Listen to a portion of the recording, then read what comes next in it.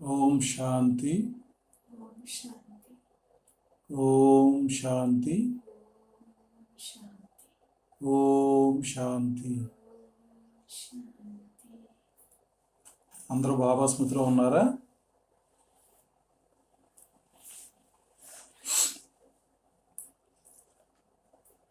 మనం పోయిన క్లాసులో ఆత్మలో ఉండే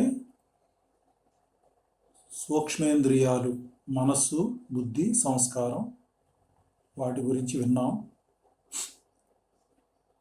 అంటే ఆత్మలో ఉండే మనస్సు, బుద్ధి, సంస్కారం ఇవి ఎలా పనిచేస్తాయి? ఆత్మలో ఉండే శక్తులు, మనస్సు ఏం చేస్తుంది అంటే దీంట్లో అనుభవం చేసేది ఏది, చూసేది ఏది, అలాగే రికార్డ్ చేసుకునేది ఏది, ఏ శక్తి దేనికి ఉపయోగపడుతుంది, ఏ శక్తి ఎలా ఉపయోగపడుతుంది. మనస్సు భ్రమిస్తూ ఉంటుంది, ఆ భ్రమించకుండా ఉండాలంటే మనం ఏం చేయాలి, ఇవన్నీ కూడా మనం తెలుసుకున్నాం. అంటే అంతకుముందు ఆత్మలో ఉండే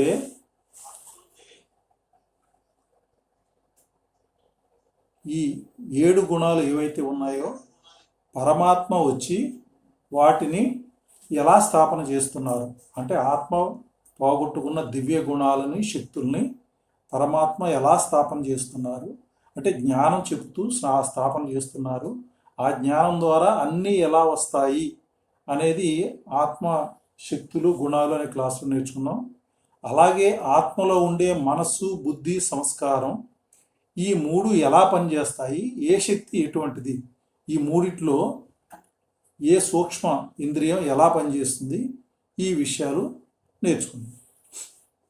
అయితే ఇప్పుడు ఆత్మలో ఉండే 7 గుణాలు ఏవైతే ఉన్నాయో వాటి విశ్లేషణ పూర్తిగా ఒక్కొక్క గుణాన్ని తీసుకుని విశ్లేషణ చేద్దాం.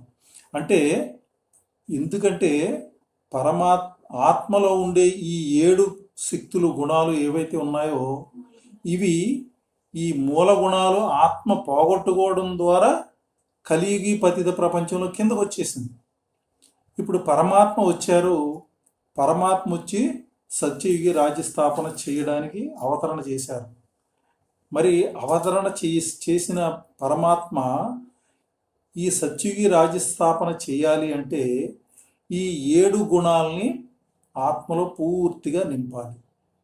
అయితే పరమాత్మ ఏ విధంగా నింపుతారు అంటే పరమాత్మ దివ్య అవతరణ తర్వాత బాబా చెప్పేది జ్ఞానం చెప్తారు. ఆ జ్ఞానం నుంచే మిగిలిన అన్నీ వస్తాయి.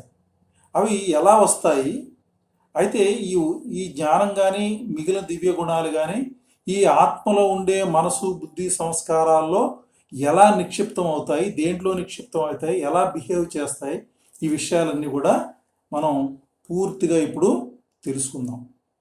ఈరోజు మొట్టమొదటిది జ్ఞానం గురించి నేర్చుకుందాం. అయితే ఈ జ్ఞానం పరమాత్మ వచ్చి ఇచ్చినప్పుడు ఈ జ్ఞానం ఆత్మలో నిండాలి అంటే బాబా దానికోసం అని మనకి దివ్య బుద్ధిని ఇస్తారు ముందుగా. ఎందుకంటే జ్ఞానం నిండేది బుద్ధిలోనే, మనస్సు కాదు, సంస్కారము కాదు.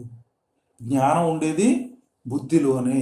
ఆ బుద్ధి కూడా పాడైపోయి ఉంది కాబట్టి ఈ పాడైపోయిన బుద్ధిలో అంతటి దివ్య జ్ఞానాన్ని వేస్తే అది ఉండదు. కాబట్టి పరమాత్మ ముందు ఆత్మలకి దివ్య జ్ఞాన బుద్ధిని ఇస్తారు. బుద్ధిని ఇచ్చిన తర్వాతే ఈ జ్ఞానం అనేది దాంట్లో నిలుస్తుంది. కాబట్టి పరమాత్మ ఇచ్చిన తర్వాతే ఈ విషయాలన్నీ చెప్తూ ఉంటారు. అయితే పరమాత్మ అందరం మనం పిలుస్తూ వచ్చాం, భగవంతుడా రండి, పావనంగా చేయండి అని మనం ఎప్పటి నుంచో పిలుస్తున్నాం. ద్వాపరయుగం ప్రారంభం నుంచి కూడా ఆల్మోస్ట్ పిలుస్తూనే ఉన్నారు.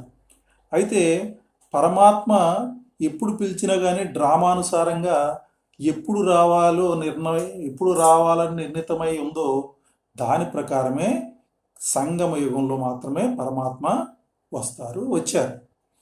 అయితే పరమాత్మ వచ్చిన ఈ సమయమే పురుషోత్తమ సంగమ యుగం అని మనం చెప్తున్నాం. ఇవాళ మురళిలో కూడా చెప్పారు బాబా. స్వయం భగవంతుడు పరంపిత పరమాత్మ బ్రహ్మ బాబా తనువు ద్వారా దివ్యమైన అవతరణ గావించారు. దివ్యమైన అవతరణ అంటే వేరే శరీరం తీసుకోవడం కాదు, కేవలం అది వాడుకోవడం కోసం ఆత్మ ఉండగానే ఆత్మలో ఆ శరీరంలో ప్రవేశించి కేవలం బ్రహ్మబాబా నోటిని ఉపయోగించుకొని ఈ అనంతమైన దివ్యమైన జ్ఞానాన్ని చెప్తున్నారు. ఈ జ్ఞానం ద్వారా ఈ సృష్టిని పరివర్తన చేసి సత్యయుగి రాజ్యస్థాపన చెయ్యాలి అనేది బాబా వచ్చిన కర్తవ్యం, బాబా అవతరించిన కర్తవ్యం బాబాది. కాబట్టి ఈ కేవలం ఈ జ్ఞానం చెప్పటం ద్వారానే ఈ సృష్టిలో సృష్టి పరివర్తన అయ్యి క్రొత్త యుగం సత్యయుగం రాబోతుంది. అయితే జ్ఞానం చెప్పటం అంటాం. అయితే పరమాత్మ వచ్చి ఈ ఈశ్వరీయ జ్ఞానం అంటారు దీన్ని. బయటి జ్ఞానానికి దీనికి సంబంధం లేదు. అందుకే బయట ప్రపంచంలో జ్ఞానం అంటే వారేమంటారు, జ్ఞానం అంటే ఏమిటి అంటే బయట ఏం చెప్తారు, ప్రతీది కనిపించే ప్రతీది, చెట్టు పుట్ట జంతువులు వస్తువులు వీటి ఏది కనపడితే అది వాటి గురించి తెలుసుకోవడం జ్ఞానం అంటారు. వీటన్నింటి గురించి తెలియడం జ్ఞానం అంటారు. అంటే ఏది చూసినా జ్ఞానం అంటారు. ఇది అంత భౌతిక జ్ఞానం. నిజానికి ఈ జ్ఞానం బాహ్య జ్ఞానం. ఇది ఆల్రెడీ అందరికీ తెలుసు ఉంది. ఇప్పుడు వేపాకు చేదుగా ఉంటుందనుకోండి, అది ఒక జ్ఞానం. అది చేదుగా ఉంటుందని ఎప్పటి నుంచో తెలుసు, ఇప్పుడు తెలుసు, ఇంకెప్పుడు తెలుస్తుంది. అది ఎవరికి వారే తెలుసుకుంటూ ఉంటారు. ఇదే జ్ఞానం ఇదే జ్ఞానం అంటారు. లేకపోతే ఇంకా తెలియనివి కొన్ని మామూలుగా అంటే లౌకికంగా కళ్ళ ద్వారా ఈ పంచేంద్రియాల ద్వారా డైరెక్ట్గా అనుభవం చేయని విషయాలు కొన్నిటిని కనిపెట్టి అది కూడా జ్ఞానం అంటారు. బాబా ఈరోజు మురళిలో కూడా చెప్పారు కదా, జ్ఞానం అంటే జ్ఞానమే. గ్లాసుని గ్లాస్ అనడం కూడా సత్యమే అన్నారు బాబా. అయినప్పటికీ ఈ ప్రపంచాన్ని ఏమంటారు, జూటీ మాయ జూటీ కాయ అంటారు. ఈ ప్రపంచం అంతా అబద్ధమే. ఎందుకు ప్రపంచం అంతా అబద్ధమైంది అంటే సత్యమైన విషయాలను గురించి ఎవరికీ తెలియదు. ఈ అసత్య విషయాలంటే వినాశీ వస్తువులు వినాశీ అయ్యే వాటి గురించి మాత్రమే అందరూ మాట్లాడుతున్నారు. కానీ సత్య విషయాలు ఎవరికి తెలియదు. పరమాత్మ గురించి కానీ పరమాత్మ జ్ఞానం గురించి కానీ ఎవరికీ తెలియదు అనమాట. కాబట్టి నిజంగా ఈ బాహ్యంగా అంటే బయట ప్రపంచంలో జ్ఞానం ఏంటంటే వారికి తెలిసిన సత్యం. వారికి తెలిసిన సత్యం అంటే సైన్స్ ద్వారా కానీ శాస్త్రాల ద్వారా కానీ లేదా తల్లిదండ్రుల ద్వారా కానీ ఇతర చూడటం ద్వారా కానీ నేర్చుకోవడం ద్వారా కానీ ఇలాగా వారికి తెలిసిన సత్యము మరియు వారి నమ్మకం, ఈ రెండింటినీ కలిపే జ్ఞానం అని చెప్తారు. అంటే truth plus belief is equal to knowledge అని బయట చెప్తారు. కానీ నిజానికి ఈ ట్రూత్ ఈ బిలీఫ్ ఎంత, అసలు మానవ జీవితం ఎంత, 100 సంవత్సరాల లోపే. ఇంత చిన్న జీవితంలో ఆ ఆత్మకి జ్ఞానం తెలిసేటప్పటికి 25-30 సంవత్సరాలు అయిపోతుంది. తర్వాత ఏమి నేర్చుకుంటుంది, ఎంత నేర్చుకుంటుంది, ఎంత అనుభవిస్తుంది. కాబట్టి ఈ జీవితంలో ఎవరైనా సరే ఒక జీవితంలో వారు నేర్చుకునే జ్ఞానం బయటి జ్ఞానం బాహ్య జ్ఞానం అదైనా కూడా అది ఎంత అంటే మళ్ళీ ఆత్మ వెళ్ళిపోతే ఆ జ్ఞానం అంతా పోతుంది. మళ్ళీ అది ఇంకోళ్ళు మళ్ళీ ఏదో చేయాలి. కాబట్టి ఇది జ్ఞానం కాదు, అది అసలైన జ్ఞానం కాదు, భౌతిక జ్ఞానం మాత్రమే. అంటే ఆ భౌతిక జ్ఞానం ఎందుకు పనికొస్తుంది అంటే కేవలం మనం జీవించడానికి, సుఖంగా జీవించడానికి, ఉండడానికే పనికొస్తుంది తప్ప ఒక ఆత్మ లేదా జీవి ఉన్నతోన్నత స్థితి ఉత్కృష్టమైన స్థితిని పొంది స్వర్గంలో స్థానాన్ని పొందే అంత స్థితి పొందడానికి కావలసిన జ్ఞానం ఎక్కడా లేదు. ఎందుకంటే ఎవరికీ తెలియదు. కాబట్టి పురుషోత్తమ స్థితిని పొందాలి అంటే పరమాత్మ చెప్పిన జ్ఞానమే తప్ప వేరే మార్గం లేదు. కాబట్టి పరమాత్మ తెలియజేసే జ్ఞానం ఏదైతే ఉందో ఆ జ్ఞానం ఎవ్వరికీ తెలియదు. తెలియదే కాదు, ఎవరికి అసలు అందదు. ఎవరికి అందనిది ఆ జ్ఞానం. పరమాత్మ జ్ఞానం ఎవరికి అందదు, మరియు ఏ శాస్త్రాల్లోనూ లేదు, ఏ శాస్త్రాల్లోనూ లేదు. అదే ఏం జ్ఞానం అది? పరమాత్మ చెప్పే జ్ఞానం ఏమిటి అంటే ఆత్మ, పరమాత్మ, సృష్టి చక్ర జ్ఞానం. ఈ జ్ఞానమే ఆత్మని శుద్ధంగా శక్తివంతంగా చేస్తుంది. పరమాత్మ జ్ఞానం మాత్రమే ఆత్మను శుద్ధంగా శక్తివంతంగా చేస్తుంది. సంపూర్ణంగా చేసేది కూడా ఇదే. కల్ప పరివర్తనకు లేక యుగ పరివర్తనకు అంటే లోయెస్ట్లో ఉన్న యుగం ఉన్నతమైన యుగంగా తయారవడానికి కల్ప పరివర్తన కూడా ఇదే ఆధారం. అయితే ఆత్మలో 7 గుణాలు ఉన్నాయని మనకు తెలుసు కదా. ఈ ఆత్మలో ఉండే ఈ 7 గుణాలు ఏవైతే ఉన్నాయో ఇవి నిండే ఉంటే సత్వ ప్రధాన స్థితి అంటాం, పరంధామలో ఉండే స్థితి. కాబట్టి ఈ 7 మొట్టమొదటిది జ్ఞానము. అందుకే పరమాత్మ మొట్టమొదటి గుణాన్ని ఆత్మలో నింపుతారు. మిగిలిన గుణం, ఈ గుణం నుంచి మిగిలిన గుణాలన్నీ కూడా డెవలప్ అయిపోతాయి. ఎలా అంటే జ్ఞానం నుంచి పవిత్రత వస్తుంది, పవిత్రత నుంచి శాంతి వస్తుంది, అలాగే సుఖం వస్తుంది, శాంతి నుంచి ప్రేమ వస్తుంది, ఈ సుఖము ప్రేమ నుంచి ఆనందం వస్తుంది. ఇలా వీటి నుంచి ఈ గుణాలన్నీ అనుభవం చేసుకుంటే అది శక్తిగా మారుతుంది. ఈ విధంగా 7 గుణాలు రావడానికి ఆధారం జ్ఞానమే అయింది. అయితే ఈ జ్ఞానం నుంచి ఈ 7 గుణాలు అంటే ఒక్కొక్కటి ఒకదాని నుంచి ఒకటి ఎలా వస్తాయి అనేది మనం ఆత్మ శక్తులు గుణాలు అనే క్లాసులో తెలుసుకున్నాం. కాబట్టి ఇప్పుడు పరమాత్మ ఈ జ్ఞానం ఇవ్వడం ద్వారా విశ్వాన్నే పరివర్తన చేస్తున్నారు. పరమాత్మ వచ్చి బ్రహ్మ ముఖం ద్వారా ఈ జ్ఞానం ఇవ్వటం ద్వారా మొత్తం విశ్వాన్నే పరివర్తన చేస్తున్నారు. అయితే బాబా వచ్చిన తర్వాత ఏం చేశారు ముందుగా? మనకు తెలుసు కదా. బాబా రాగానే ముందు తన పరిచయాన్ని ఇచ్చారు. నిజానంద స్వరూపం శివోహం శివోహం, జ్ఞానస్వరూపం శివోహం శివోహం, ప్రకాశ స్వరూపం శివోహం శివోహం అని చెప్పారు. నేను జ్ఞానానంద స్వరూపాన్ని, ప్రకాశ స్వరూపాన్ని, నేను శివుడిని, శివోహం శివోహం, ఆనంద స్వరూపాన్ని అని బాబా ముందు తన పరిచయాన్ని ఇచ్చారు. నెక్స్ట్ ఏం చేశారు? మన పరిచయాన్ని ఇచ్చారు. నీవెవరు అనేది తెలియచేశారు. బ్రహ్మబాబాకి నోటి ద్వారా కొన్ని సాక్షాత్కారాల ద్వారా కూడా బాబా తెలియచేశారు. అంటే ఆత్మ పరమాత్మ గురించి ముందుగా బాబా చెప్పారు.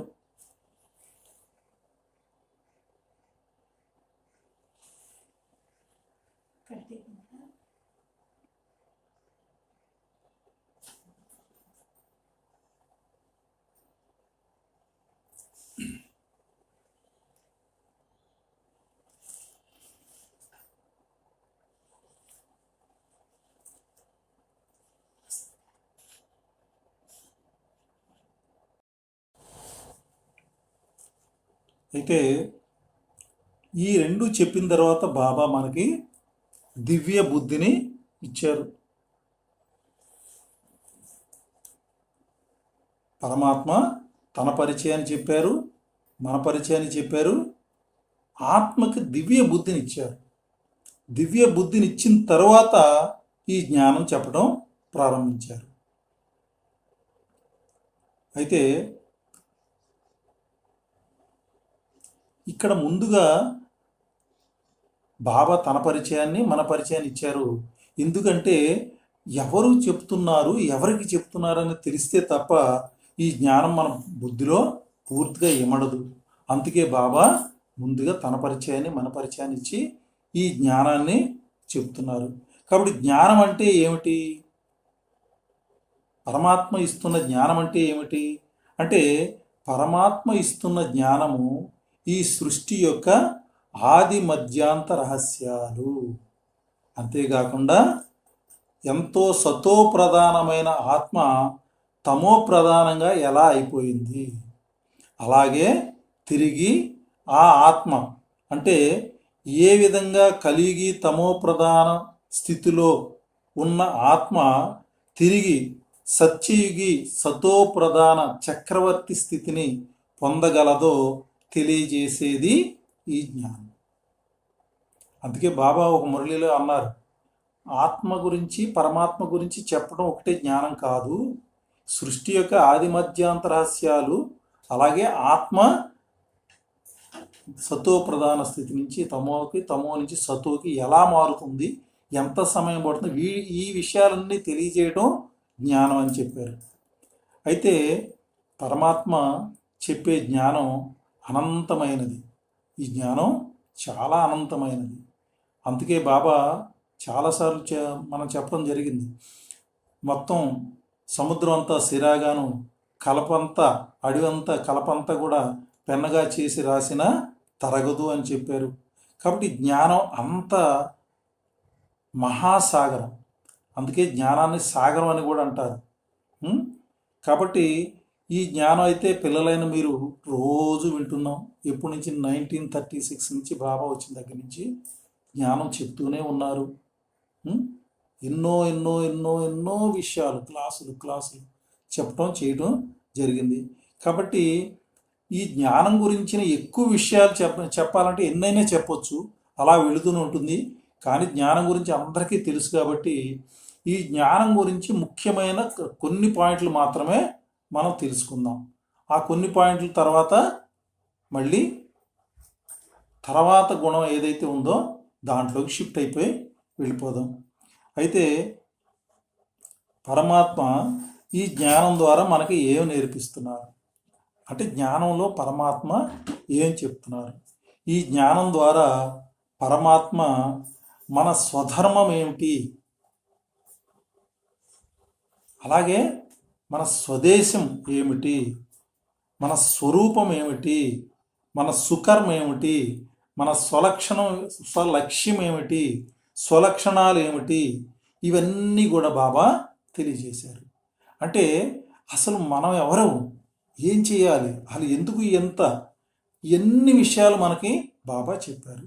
అసలు మన పరంధామంలో ఉండేవారం ఆత్మలు, ఇక్కడికి వచ్చి 5000 సంవత్సరాలు అయింది. మన ఇంట్లో వదిలిపెట్టేది వచ్చేసి 5000 సంవత్సరాలు అయింది.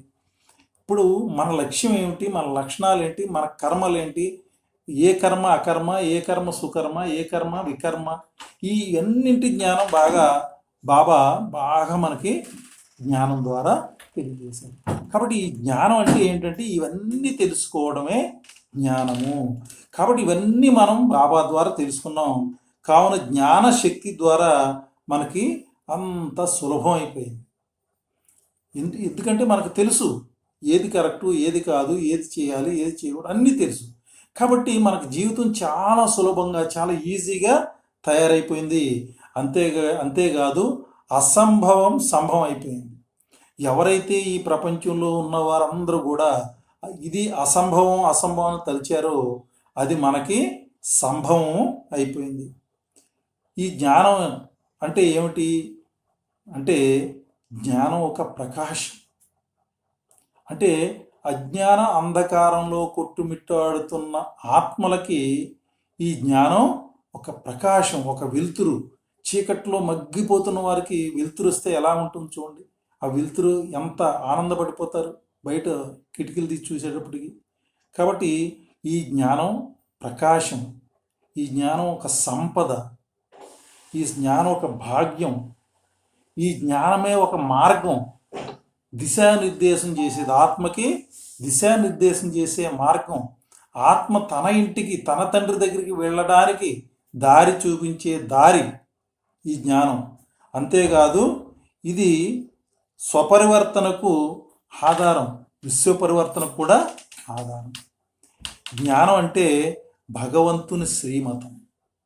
జ్ఞానం అంటే భగవంతుని శ్రీమతం. శ్రీమతం అంటే శ్రేష్టమైన సలహాలు, పరమాత్ముని శ్రేష్టమైన సలహాలు. జ్ఞానం అంటే దివ్య నేత్రం. ఈ దివ్య నేత్రం ఎవరు ఇవ్వలేరు. మూడో నేత్రం పరమాత్మ మాత్రమే ఈ జ్ఞాన నేత్రాన్ని మనకిచ్చారు, ఆత్మకిచ్చారు. ఆత్మకే మూడో నేత్రం ఉంది. ఈ మూడో నేత్రంతో మీరు ఏదైనా చూడవచ్చు, ఎక్కడికైనా వెళ్ళొచ్చు, ఏదైనా చేయొచ్చు. ఒక్క క్షణంలో దేనైనా చూడొచ్చు. ఈ ఈ జ్ఞానం ఆత్మకి భోజనం, ఆత్మకి భోజనం. అంతేకాదు 3 కాలాల 3 లోకాల విషయాలన్నీ తెలియజేసేది. 3 కాలాల గురించి 3 లోకాల గురించి తెలియచేసేదే ఈ జ్ఞానం. అందుకే ఈ జ్ఞానాన్ని అమృతం అని కూడా అంటారు. ఈ జ్ఞానమే అమృతం. ఆత్మకి ఈ జ్ఞానమే అమృతం. ఈ జ్ఞానమే ఒక దర్పణం. అంటే ఆత్మ తన స్థితిని చూసుకోవడానికి కావాల్సిన దర్పణం కూడా ఈ జ్ఞానమే. బాబా ఇస్తున్న ఈ జ్ఞానం సకల వేద శాస్త్రాల సారం. అంతేకాదు, అంతకన్నా ఎక్కువ. సకల వేద శాస్త్రాల సారం బాబా ఇచ్చే దాంట్లోనే ఇమిడి ఉంది. బాబా చాలా జ్ఞానం ఇస్తున్నారు, అనంతమైన జ్ఞానం అది, దానికి లిమిట్ లేదు. మా దాంట్లోంచి బాబా మురళి చూస్తున్నారు కదా, మురళి చదువుతాం మనం. ఒక 10 వాక్యాలు తీసుకోండి, 10 వాక్యాలు చదవండి. ఒకసారి చదవండి, అర్థమవుతుంది. ఇంకోసారి చదవండి, ఇంకా అర్థమవుతుంది. ఇంకోసారి చదవండి, ఇంకా కొత్త కొత్త విషయాలు తెలుస్తాయి. ఇంకోసారి చదవండి, దాంట్లో నిగూఢంగా ఉన్న విషయాలు తెలుస్తాయి. ఇంకోసారి చదవండి, దాంట్లో సూక్ష్మంగా పరమాత్మ సూక్ష్మంగా మనకి ఏం చెప్పాలనుకుంటున్నారో ఆ విషయాలు తెలుస్తాయి. ఈ సృష్టి యొక్క ఆది మధ్యాంత రహస్యాలన్నీ తెలుస్తాయి. కాబట్టి బాబా ఇచ్చే జ్ఞానంలోనే సకల వేద శాస్త్రాల జ్ఞానం కూడా సారం కూడా ఇమిడి ఉంటుంది. కర్మల గృహ్యగతిని కూడా తెలియజేసేది జ్ఞానం. ఈ జ్ఞానమే భక్తికి ఫలం. పరమాత్మ చెప్పారు కదా, ఆత్మలు ఎంతో ఎంతో భక్తి చేస్తున్నాయి, ఈ భక్తికి ఫలం కూడా నేనే ఇవ్వాలి అన్నారు బాబా. బాబా ఎలా ఇస్తున్నారు భక్తి ఫలం అంటే ఈ జ్ఞానమే భక్తికి ఫలం. ఈ జ్ఞానమే మార్గదర్శిని, మార్గాన్ని దర్శింపజేసేది. ఈ జ్ఞానం రత్నాల ఘని. ఒక్కొక్క మహావాక్యం కొన్ని వేల రత్నాలు విలువ చేస్తాయి అన్నమాట. దాంట్లో అన్ని రత్నాలు ఉంటాయి. ఇది ఒక రత్నాల గని. అంతేకాదు, ఈ ఆత్మ జ్ఞాన చింతన చేయడం ద్వారా అతీంద్రియ సుఖాన్ని పొందగలుగుద్ది. అంటే ఆత్మ అతీంద్రియ సుఖాన్ని పొందటానికి కూడా ఈ జ్ఞానమే ఆధారం. అతీంద్రియ సుఖాన్ని ఇచ్చేది కూడా ఈ జ్ఞానమే.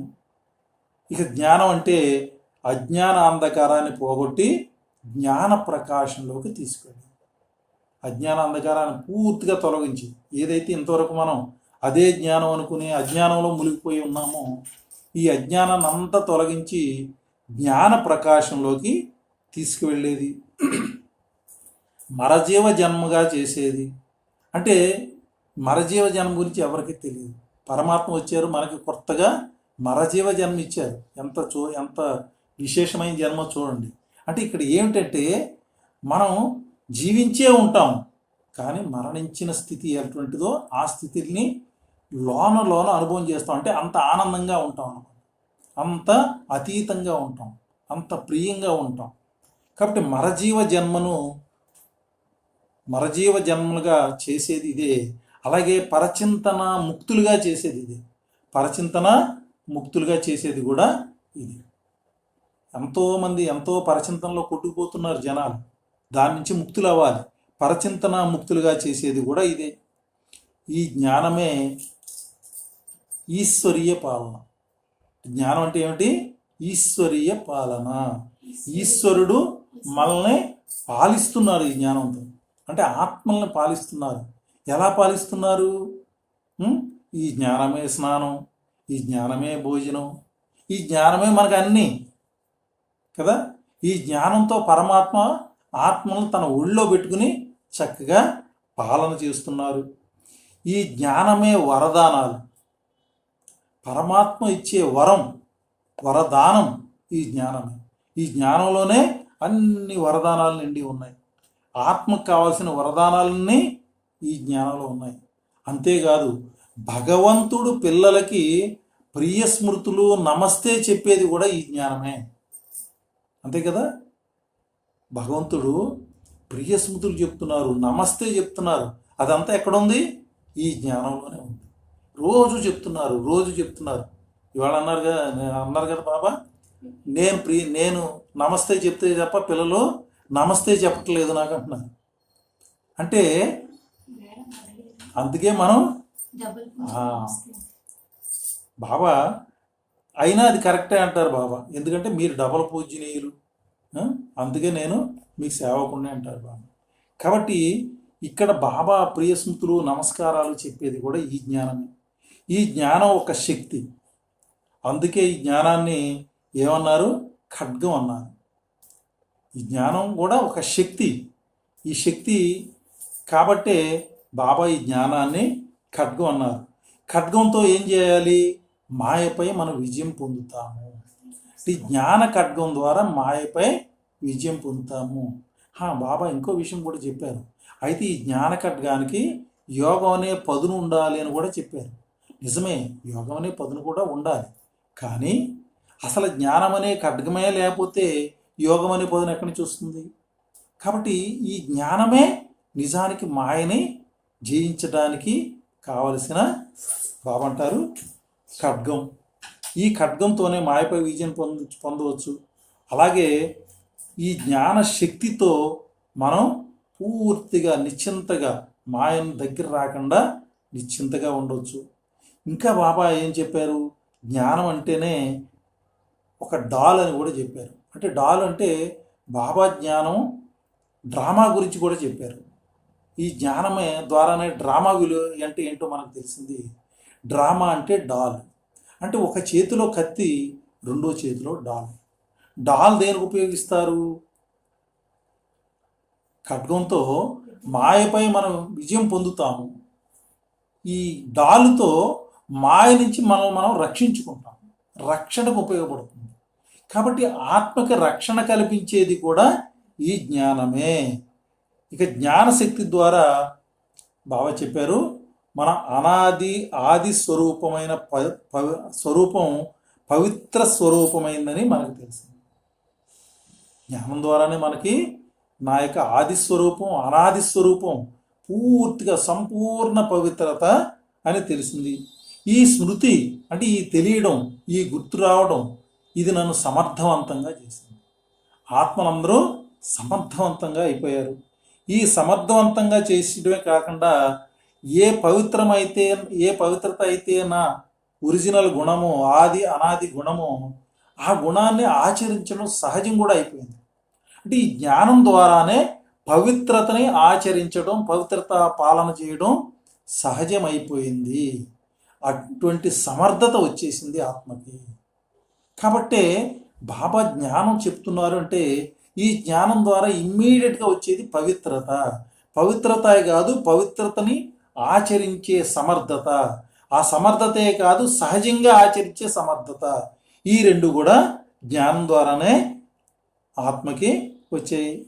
ఈ జ్ఞానం ద్వారా స్వయం ఆత్మ అని, అలాగే ఆత్మ యొక్క మూల గుణం పవిత్రతని తెలుసుకున్నాము. కావున మన స్వస్థితి అనగా ఆత్మస్థితిలో స్థితమైతే ముందుగా వచ్చే గుణం పవిత్రత. ఆత్మిక మూల గుణం పవిత్రత కాబట్టి ఆత్మిక స్థితిలో మనం స్థితి అయితే మొట్టమొదటగా ఆత్మకి వచ్చే గుణం పవిత్రత. ఈ విధంగా జ్ఞానం పవిత్రతకి ఆధారమైంది. అంటే ఎప్పుడైతే జ్ఞానాన్ని పరమాత్మ నుంచి ఆత్మ తీసుకుంటుందో, తన అనాది ఆది స్వరూపం పవిత్రతాన్ని తెలుస్తుందో, ఆ ఆది స్థితిలో తన స్థితి అవుతుందో, స్థితి అయినప్పుడు ఈ పవిత్రతని ఆత్మ చాలా ఈజీగా సమర్థవంతంగా ఆచరణ చేయగలుగుతుంది, ధారణ చేయగలుగుతుంది. కాబట్టి ఇటువంటి జ్ఞానం భగవంతుడు వచ్చి ఆత్మలైన మనకి ఇస్తున్నారు. అయితే పరమాత్మ ఇస్తున్న ఈ జ్ఞానమే అసలైన జ్ఞానం అని ఎలా చెప్పగలరు అని ఎవరిని ప్రశ్నించారు అనుకోండి. పరమాత్మ ఇస్తున్న ఈ జ్ఞానమే అసలైన జ్ఞానమని ఎలా చెప్పగలరు అని ప్రశ్నించారు అనుకోండి, ఏం చెప్తారు?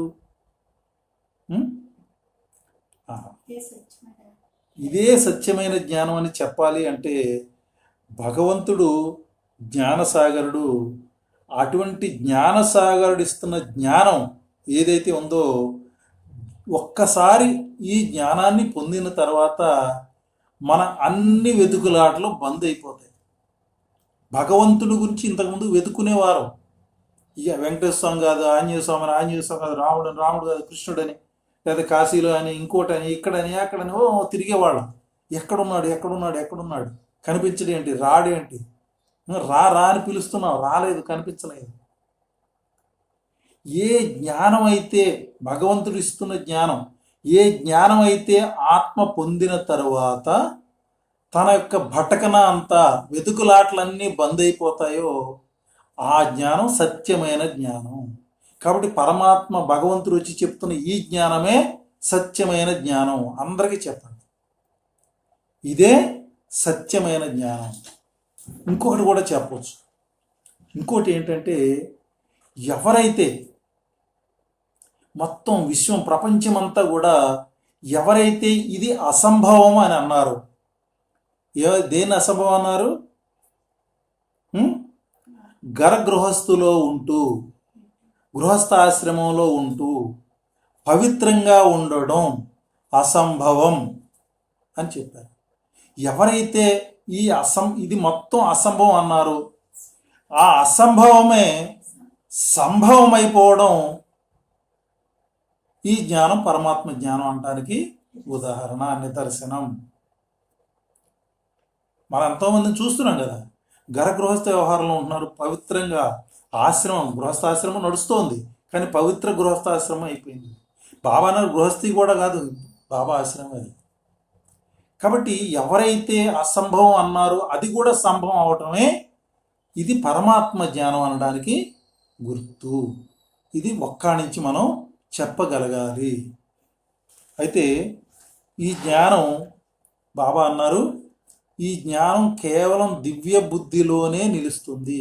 బాబా చాలాసార్లు ఉదాహరణ చెప్తుంటారు, పులిపాలు బంగారు పాత్రలోనే ఉంటాయి అంటే దివ్య బుద్ధి. అందుకే బాబా ఏం చేశారు, దివ్య బుద్ధిని ఇచ్చారు ముందు మనకి. దివ్య బుద్ధినిచ్చి ఆ బుద్ధిలో బాబా అంటారు ఇదంతా కూడా, ఈ జ్ఞానం అంతా కూడా నింపటం మొదలుపెట్టారు. అప్పుడు మన బుద్ధి దివ్యంగా అయింది. కాబట్టి ఇక్కడ ఏమిటంటే, పరమాత్మ ఇస్తున్న ఈ జ్ఞానం ఆత్మలో ఉండే మనసు, బుద్ధి, సంస్కారాల్లో ఎక్కడికి వెళుతుంది? ఇది గ్రహించాలి. ఎక్కడికి వెళుతుంది అంటే బుద్ధిలోకి వెళుతుంది. ఈ జ్ఞానం అంతా కూడా బుద్ధిలోకి వెళుతుంది. పరమాత్మ ఇచ్చిన జ్ఞానం స్ట్రైట్గా మనం వింటూ ఉంటే చెవుల ద్వారా మెదడుకి, మెదడు నుంచి స్పిరిచువల్ ఎనర్జీ ద్వారా ఆత్మకి వెళ్ళి డైరెక్ట్గా బుద్ధిలో నిండిపోతూ ఉంటుంది. ఆ బుద్ధిలో నిండిపోతుంది కాబట్టి బాబా ముందుగా మనకి దివ్య బుద్ధిని ఇచ్చారు. ఆ దివ్య బుద్ధిలో ఇది నిండుతూ ఉంటుంది. ఎప్పుడైతే బుద్ధి జ్ఞానిగా అయిందో, బుద్ధిలో జ్ఞానం పూర్తిగా నిండిందో, ఈ బుద్ధి చేసే నిర్ణయాల ద్వారా అన్ని సుకర్మలే జరుగుతూ ఈ జ్ఞానానికి సంబంధించిన సుకర్మల యొక్క సంస్కారంలో రికార్డ్ అవుతుంది. అంటే ఈ జ్ఞానం అంతా కూడా సంస్కారంలోకి వెళ్ళిపోతుంది. ఎప్పుడైతే సంస్కారంలోకి వెళ్ళిపోయిందో, సంస్కారంలో ఉన్నదంతా కూడా మళ్ళీ రౌండ్ మనస్సు, బుద్ధి, సంస్కారం నుంచి మళ్ళీ మనస్సులోకి వస్తుంది. అంటే ఈ జ్ఞానం మొట్టమొదట బుద్ధిలో నిండినా కూడా పూర్తిగా సంస్కారము, మనస్సు కూడా తర్వాత గ్రాడ్యువల్గా జ్ఞానిగా అయిపోతాయి, జ్ఞాన స్వరూపంగా అయిపోతాయి. మొత్తం ఆత్మే జ్ఞాన స్వరూపంగా అయిపోతుంది. కాబట్టి ఈ జ్ఞానం గురించి కేవలం కొన్ని మాటలు మాత్రమే మనం విన్నాము. ఎక్కువ దానికి సమయం వెచ్చించలేదు. ఎందుకంటే జ్ఞానం గురించి అందరికీ తెలుసు. రోజు బాబా మనకు చెప్తున్నారు, మనం వింటున్నాము. అనేక జ్ఞాన పాయింట్లు ఉన్నాయి. బాబాయ్ చెప్పిన జ్ఞానం అనేక సంవత్సరాలే చెప్పారు. పైగా దాన్ని మనం చింతన చేస్తే ఇంకా ఎన్ని వేల సంవత్సరాలన్నా పట్టొచ్చు, అంత జ్ఞానం అది. అటువంటి జ్ఞానాన్ని మనం 2-3 మాటల్లో చెప్పడం, ఒక గంటలో చెప్పడం అవ్వదు. కాబట్టి కొన్ని విషయాలు మాత్రమే మనం తెలుసుకున్నాము. అయితే ఈ గుణాల విశ్లేషణ చేయటంలో పరమాత్మ వచ్చి జ్ఞానాన్ని చెప్తున్నారు. ఈ జ్ఞానం నుంచే అన్నీ వస్తాయి అని మనం పోయిన క్లాసులో తెలుసుకున్నాం. అయితే ఇప్పుడు మనకు తెలిసింది ఏంటంటే, దీని నుంచి మనకి పవిత్రత వచ్చింది. ఎప్పుడైతే నేను ఆత్మనని తెలిసిందో, ఆత్మ యొక్క అనాది ఆది స్వరూపం, దివ్య గుణం, మూల గుణం, పవిత్రత అని తెలిసిందో ఆత్మలో పవిత్రత వస్తుంది. కాబట్టి ఇప్పుడు పవిత్రత గురించి